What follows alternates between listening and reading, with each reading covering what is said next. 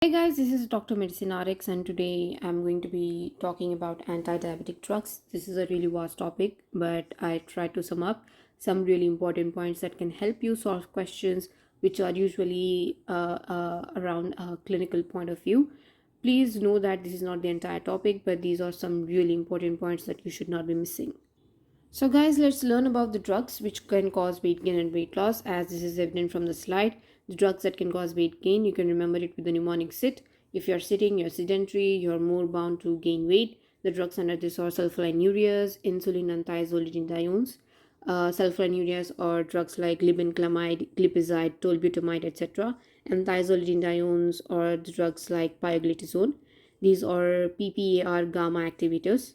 Then coming to drugs that can cause weight loss, or you can remember by the mnemonic games. When you play a game, you're more likely physically active and you lose weight.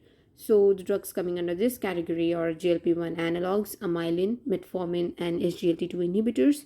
GLP-1 analogs are drugs such as exenatide and liraglutide, and SGLT2 inhibitors are your gliflozins such as dapagliflozin. Now, guys, let's learn about some important side effects and some conditions where some of these drugs are avoided.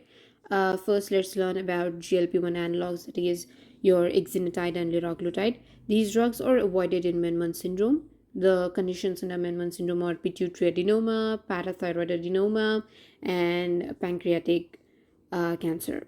Then SGLT2 inhibitors, these drugs can cause urinary tract infections, that is the gliflozins, they can cause urinary tract infections. Sulfonylureas, they can cause disulfiram-like reaction. This is a really important side effect. Then coming to metformin, metformin can cause lactic acidosis. This is something you have to remember because this can be given in correlation with its function in weight loss. Then coming to thiazolidinediones, these drugs, they act on peripheral tissues, so they are more bound to cause stroke and they can cause macular edema. So your question can be essentially based on a patient who has had a history of a stroke attack. Then coming to insulin secretagogues, these are drugs those that can increase the insulin production. These are the sulfonylureas and meglitinides. Sulfonylureas are tolbutamide, glibenclamide, and glipizide, etc. And meglitinides are drugs like repaglinide and netaclinide. These drugs, they are essentially potassium ATP channel blockers, so they can enhance the insulin secretion. So this was about it. I hope that this video was helpful for you in some way, and do follow us for some crisp and important content. Thank you.